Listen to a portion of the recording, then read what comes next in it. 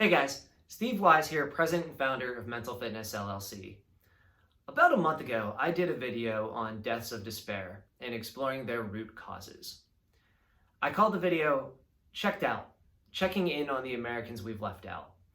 And we explored many reasons as to why deaths of despair are on the rise in the United States.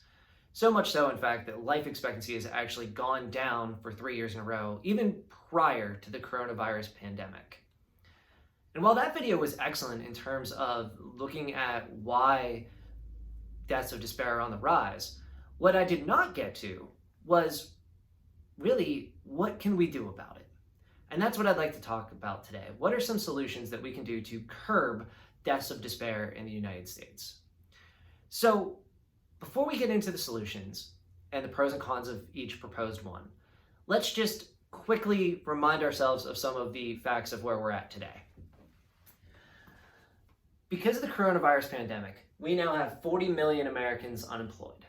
Our systems were easily overwhelmed when many people were out of work at once, and some people still haven't even got a PIN from unemployment or heard anything or received a dime. This is scary. This social safety net was not equipped to handle what happened to our labor force. So what happened to our labor force? Labor force participation rate before the coronavirus pandemic was at about 62.9%. It was on the decline even before the pandemic hit and went down to 61%. And then after the pandemic, the labor force participation rate right now is at 55%. Labor force participation rate means everybody who could possibly be working between 18 and 65, that only 55% of people who in theory could be working actually are working. There are a lot of people on unemployment, there are a lot of people in disability, and there are a lot of people just out of the workforce at the moment. This is a really scary number. When we also look at the number of the average American, the number $31,099 is an important one to know, as this is the median salary for your average American. Median means half the people make more, half the people make less. $31,099 a year. That equates to about maybe like $14.50 an hour. Your average American does not have a college education. He or she may have some college experience, but usually has a high school degree. This number is also an important number to know. 2.5 trillion. That was the amount of wealth that billionaires had in our society pre-coronavirus. This number now, 3.53 trillion, is a reflection of how their wealth has gone up quite a bit, by almost 20% since the coronavirus pandemic. That's bad because obviously billionaires and trillionaires are going to be the ones least affected by the coronavirus, whereas disproportionately minorities and other people who are in lower socioeconomic status are the ones who have been most affected by job displacements. So while our millionaires and billionaires are getting wealthy, we have 40 million people unemployed and sometimes not even having access to unemployment safety nets because of how overwhelmed the system was. When we look at other trends, new work, new jobs are great for the economy and you need them for sustainability. However, most new work is 94% gig work. That means that most new jobs are contractor jobs, part-time, temporary, without benefits, and time-bound based on when the job is done. When the work is done, the job is over. In addition, we've seen a major rise in disability, to where there are now more people on disability than the entire field of construction. Boggles my mind, but true stat, there are more people in America receiving disability than in all of the people working in construction. And one of our biggest problems is our degrading infrastructure. And I think that would be one of our smarter investments moving forward. The other major problem we have, and why partly because this number is so high, is because this number is so high. This number, 10,224, represents the per capita cost of healthcare in the United States. So what that means is that for every person in the United States, on average, their healthcare costs $10,224 per year per person. That is astonishing when you consider the average salary is $31,099. You're looking at about a third of one's salary being taken up just by healthcare costs. This number in and of itself, 10,224, is 28% higher than any other nation in the world. Switzerland, I believe, is the next highest. We are spending a lot of money on healthcare, which is a burden to employers because employers then have to make their workers contracted work because to put the burden of healthcare on the backs of employers is a really hard burden for employers to carry. The Affordable Care Act, I would argue, did probably make healthcare more accessible to some with pre-existing conditions and other things, and that was a step in the right direction. However, affordable may have been better stated as Accessible Care Act because it has not made healthcare more affordable. So again, this is just kind of an overview of the problem, and the real problem with this comes in here, and that is that the American dream is dying. What do I mean by that? In the 1950s, there was a 90% chance that you, as a child, would do better financially than your parents. In the 1990s, that fell to about a 50-50 shot. And if we look at today, the likelihood is that my son will, by the numbers, most likely not do as well as me financially, and I will not do as well as my parents financially. This is bad. When we look at the distribution of wealth in the United States, boomers, I believe, have 57% of the nation's wealth. Gen X have something like 21%, and millennials have 3%. I'm not sure those numbers quite add up, but I do know that the challenge is, as boomers age, if they own 57% of the nation's wealth, the thinking is, well, that would then go to, millennials as boomers exit the workplace or pass away. My concern is that the majority of spending on healthcare happens in the last 2 years of one's life, and a lot of that money will get sucked up by our for-profit healthcare system before it actually makes any transfer to a millennial. When we look at, trends among cohorts and generations, when boomers were 35 years of age on average, they had collectively 21% of the nation's wealth. The average millennial is now 31 or 32, and millennials as a whole only have 3% of the nation's wealth. So starting off, boomers were perhaps 7 times more financially in a better position than your average millennial today. This is perhaps why we are seeing marriage being delayed, owning a home being delayed, and having children being delayed. These delays are not particularly good for our economy, and largely because people can't afford to do them. The only perhaps good thing is that the rate of divorce has gone down because people are waiting until later in life to get married. So that's where we're at right now. The American dream is dying by the numbers, and we as a society are lowering our collective life expectancy for the past 3 years in a row, and most likely after the coronavirus pandemic plays out here again, for a 4th year and perhaps for many to come, especially when you look at the actions we've taken to prevent the coronavirus to keep us physically safe, most primarily social distancing. And then we look at what causes deaths of despair, and it's largely social isolation and job displacement. What we see is this kind of vicious cycle of what we need to do to keep ourselves physically safe from contracting the coronavirus is really hurting our mentality and our mental health, to the point where it used to be 1 out of 5 people had a mental health disorder. Now, kind of in the midst of this coronavirus pandemic, it's 1 in 4.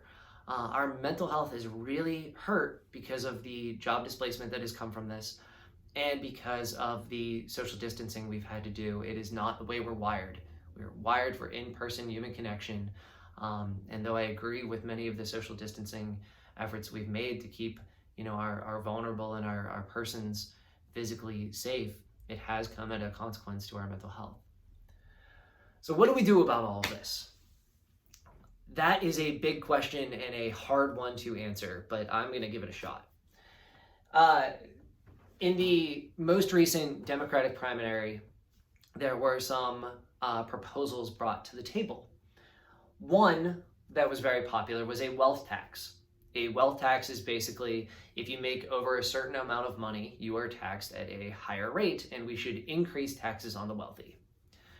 This sounds great in theory, to kind of level out the playing field a bit, redistribute money in some ways that would probably perhaps help the average American. The challenge is that 12 countries in Europe tried it and only 3 still have it. The reality was it is very hard to measure one's wealth, to come in and have someone from the IRS actually assess all of one's assets. And then it led to capital flight. People would just leave the country where there were wealth taxes. It led to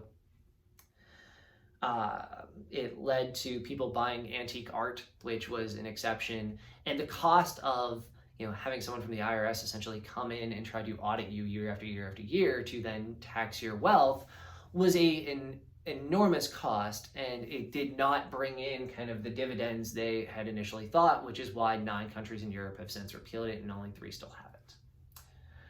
There was a proposal for a federal jobs guarantee. The challenge here with this is that, do we have enough jobs that we can guarantee work for everyone?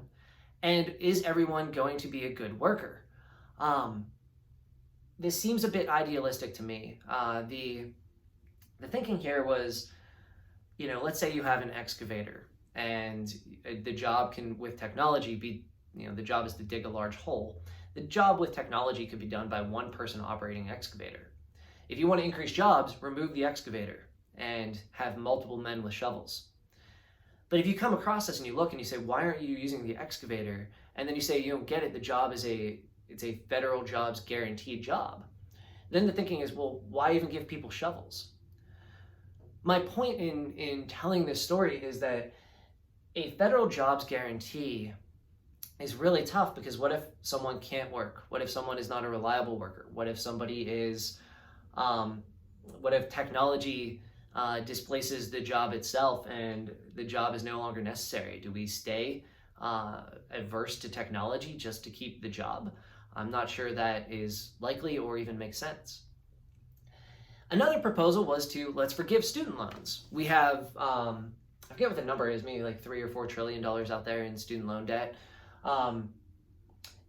Here's the challenge with that. Though I think in principle it would perhaps, help a lot of people out economically, as your average person has $38,000 in the state worth of student loan debt after graduating 4 years. The challenge is, not everybody graduates in 4 years. In fact, when we look at college statistics, only 58% of people have graduated with an undergrad degree in 6 years. We also look at people with college degrees right now, undergrad degrees, 40% of them are underemployed. What that means is basically like they have a college degree, but they're not working at a job that requires their college degree. In addition, only a third of Americans actually have a college degree. So if you were to eliminate student loan debt, you would help a lot of people out, but probably only the top third who least need it.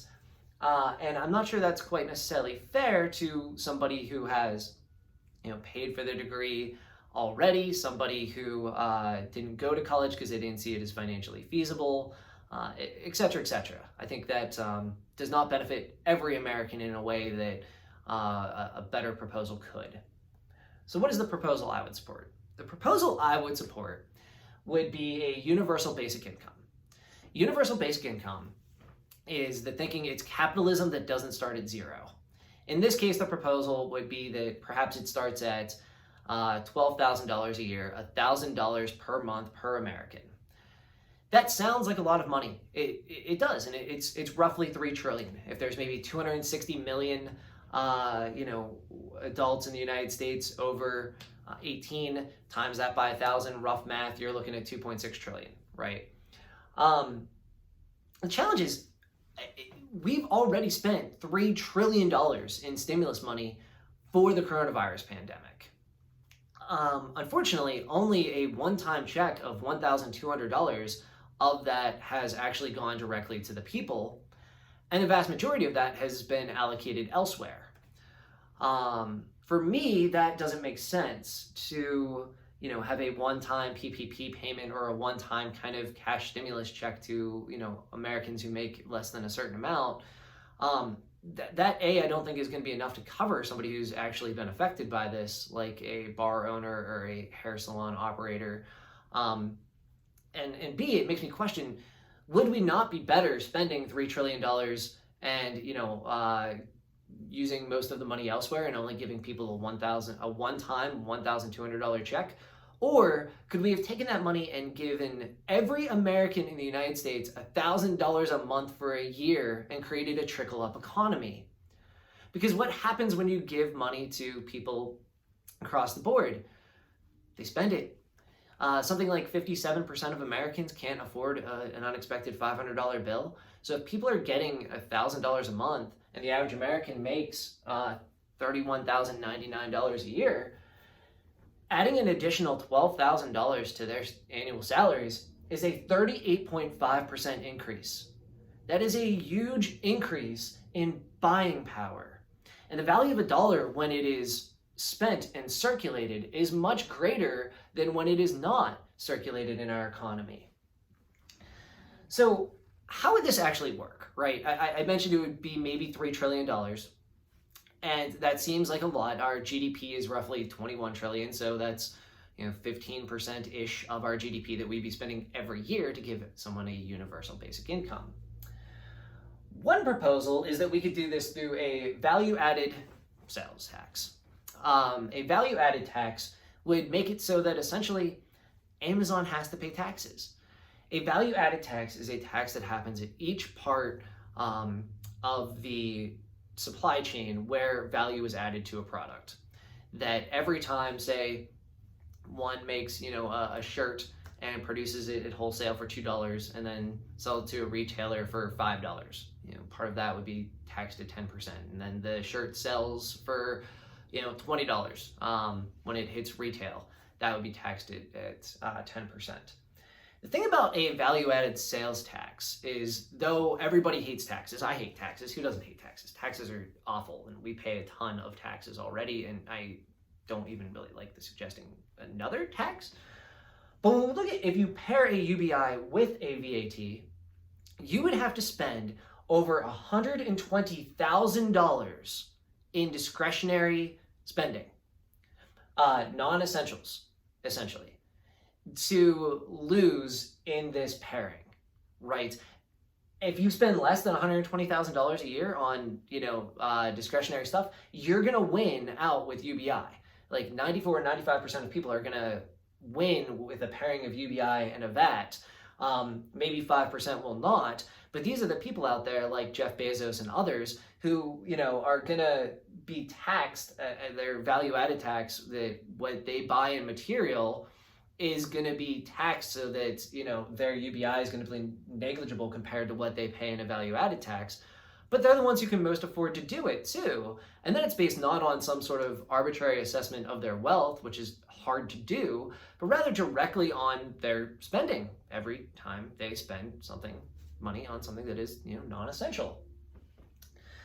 So I think of it like this. I think of it like a football analogy, right? If you're trapped at the 0-yard line, there's not a lot of wiggle room to run a play. But if you're out on the 12-yard line, you can do something creative. If people had $1,000 a month and they were assured of that $1,000 a month, we would see a rise in entrepreneurship. We would see decreases in stress.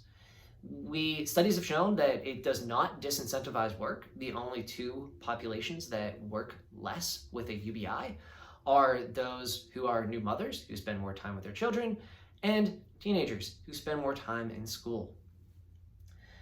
That would be one of my solutions for deaths of despair and reducing it. Because if we can reduce stress, studies have shown UBI tends to reduce addiction behaviors, which we saw before are largely people trying to escape pain.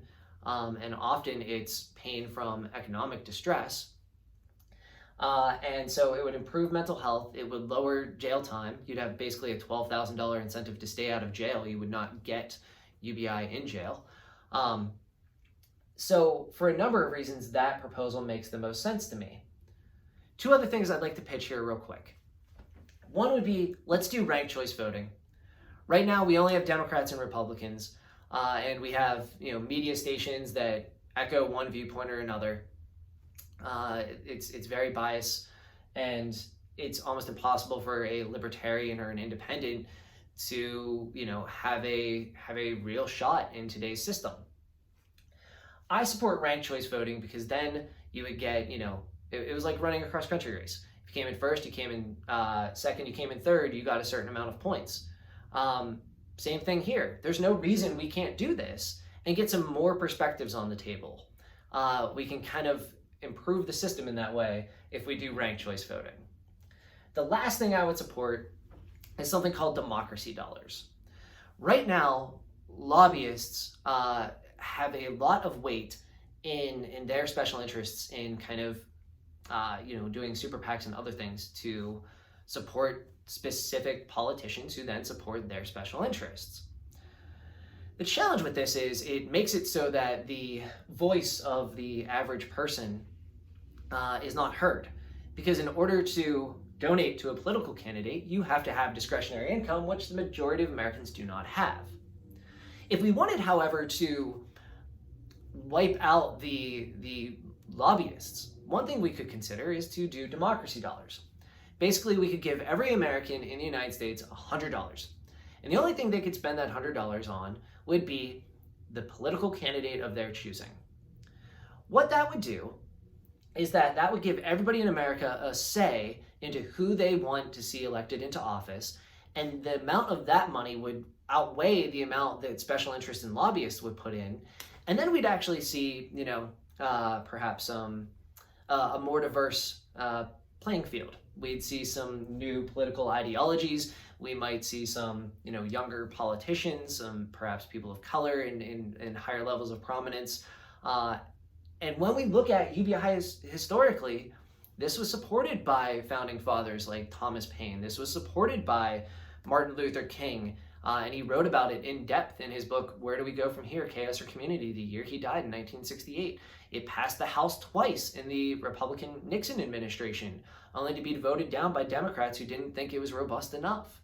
It was supported by conservative economist Milton Friedman, who referred to it more as a negative income tax. It has more recently been supported and championed by Democratic politician and CNN anchor Andrew Yang. But this is building upon ideas that have been around for a long time and ideas that have been nonpartisan. Alaska has something similar with their oil money that they do. They take the dividend and just evenly distribute it to their citizens once a year in a check of $1,200, $1,000 to $2,000, and it's widely popular. So this is not possible, guys. And of all the proposals that have been brought to the table to perhaps reduce deaths of despair and improve some of our systems, I really truly believe this is the best one. And I hope this video just kind of helps explain why I believe that a bit more. Thanks for watching.